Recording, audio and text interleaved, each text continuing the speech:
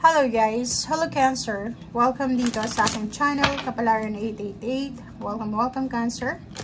Alamin natin ang full moon in Leo message para sa lahat ng Cancer. Ito ay general reading, pwede kang makaresonate. Gamitin mo ang iyong intuition sa panonood. Okay, so alamin natin, Cancer, kung ano yung mensahe na gustong iparating sa'yo ng ating full moon in Leo. Okay, Cancer, same sa Pisces. Meron tayo ditong surrender to the divine. Nothing is yet set in stone. Mutable moon. Look at the bigger picture. So, yun. Meron ditong Cancer na same sa water sign na Pisces. Panoorin mo yung Pisces or pwedeng yung Scorpio. Kasi pwedeng makaresonate ka doon. Sinasabi ng baraha dito na may mga iba sa inyong Cancer na hindi pa kayo sigurado. Parang hindi nyo alam kung saan patungo etong journey na or etong direction na tinatahak nyo. It's either money, career, love life, pag-aaral, travel, or ano man ito na journey na tinatahak mo. Wala pang sigurado. Nothing is yet set in stone. Wala pang sigurado eh. Parang hindi mo alam, saan ba ako patungo? Saan ba patungo itong gagawin ko or ginagawa ko? So, look at the bigger picture. Diba? So, focus lang tayo. Hawakan mo lang yung pangarap mo. Diba? Panghawakan mo yung pangarap mo. Surrender to the divine.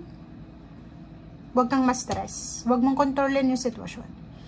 Lalo na kung tungkol to sa trabaho, pera, relationship. Siguro, ang pwede mo lang makontrol is emotion mo. Pero sa ibang bagay, wala kang control dyan eh. Ang magagawa lang natin is surrender natin sa Panginoon, go with the flow. Kasi hindi natin alam kung ano yung patutunguhan natin eh. Diba? So, pero, kahit na i-surrender mo yan sa Panginoon, dapat, huwag mong bibitawan yung pangarap mo. Diba? Parang panghahawakan mo yung pangarap mo, pero, hihingi ka ng divine intervention sa Panginoon. Yung parang, okay Lord, kung ang trabaho ito ay hindi para sa akin, pero hindi ko to isusuko, ikaw na yung bahala sa akin. Parang ganun yung prayer mo. O parang ganun yung manifestation mo. Okay?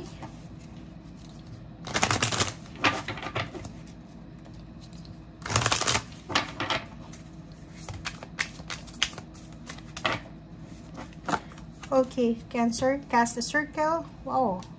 So, emotional to. Nakikita ko sa'yo dito. Emotional. May kailangan kang iwasan. Kailangan mong, kung gusto mo daw na magkaroon ng pag-asenso sa buhay mo, makaalis ka sa mga toxicity, negativity,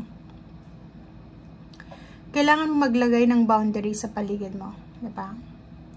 Kasi kung makikita mo to, sinasabi ng baraha sa'yo na may ibang Cancer na ang dami-dami yung kausap sa social media. Chat, call, ang dami mong alam na sekreto. Marami kang alam na sekreto. Parang ikaw yung garbage can ng mga taong nag-aaway or mga taong nagsisiraan. Okay? So, kung ako lang sa'yo, kasi ito yung barahan na sinasabi sa'yo is maglagay ka ng circle around you. Maglagay ka ng boundary, healthy boundary ba? Kasi kung para sa akin hindi ako Cancer, pero if ever gawin akong garbage can ng mga tao sa paligid ko na lahat ng problema nila, lahat ng pag-aaway, lahat ng backstabbing, lahat ng paninira, chismis, ibabalita sa akin, may stress ako eh. Mauupos ako. Diba? Parang mawawalan ako ng focus. Yung energy ko, sobrang magiging mababa. Kasi, hindi ko kaya yung gano'n na parang idedump sa'yo lahat ng stress ng mga tao sa paligid mo. Diba? So, eto.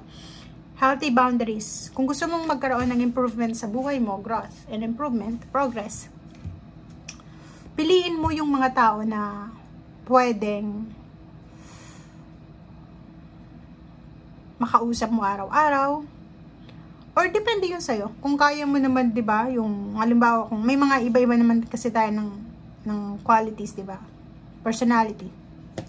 May iba na masaya, excited every time na may chismis na dinideliver sa kanila or sinasabi, sinesend or binabalita. Pero may mga tao din na tulad ko, pag may chismis or mga negative na kwento, like, alam mo si ganyan ganito, nako, ayoko ng ganun. Abandon the situation. Umaalis, kailangan mong umalis, kailangan mong, depende yon kung yun sa akin. Pero hindi naman ako cancer.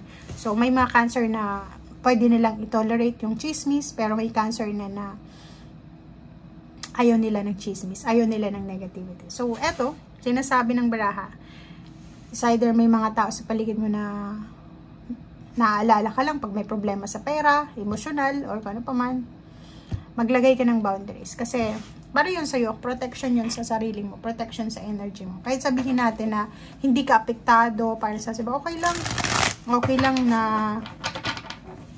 ako yung maging shock absorber ng mga tao sa paligid ko. Pero, negative energy yun guys. Okay? Hindi ka naman Superman, Superwoman na kaya mong i-handle ang lahat ng negativity dito sa mundo. Okay?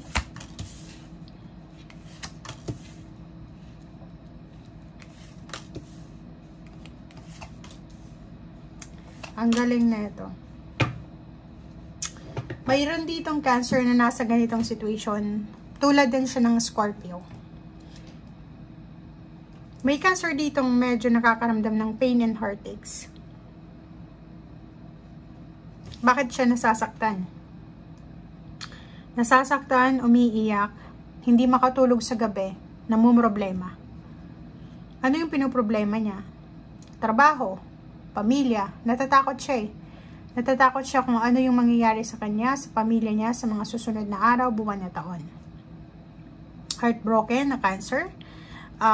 Kasi may mga health issues sila, may mga nararamdaman sa katawan. But, sinasabi ng Barasio dito na surrender to the divine, di ba? Pinapasurrender sa atin as divine help, intervention. Kasi may good news dito eh. This year, Cancer is full of good news, full of new beginnings, and full of happiness, celebration. So, meron ditong posibleng celebration na darating. May posibleng good news, celebration, may mga bagay-bagay kang isi-celebrate, may mga iba din sa inyo ditong may pagkakataon kayong makaipon ng pera, may pagkakataon din na may mga tao sa paligid mo na willing na tulungan ka, lalo na sa trabaho. Pwedeng i-recommend ka sa isang company, may kakilala kang ganun, or pwedeng may isang tao na pwedeng i-recommend ka na sa isang relationship or any commitment or any business dahil sa magaling ka, diba? Siguro dahil sa sipag mo sa trabaho, marami kang alam na trabaho, pwedeng may mga tao na willing na supportahan ka sa kung ano man itong mga needs mo. Okay? So yan guys, ang sinasabi ng baraha. Thank you and see you again. Bye!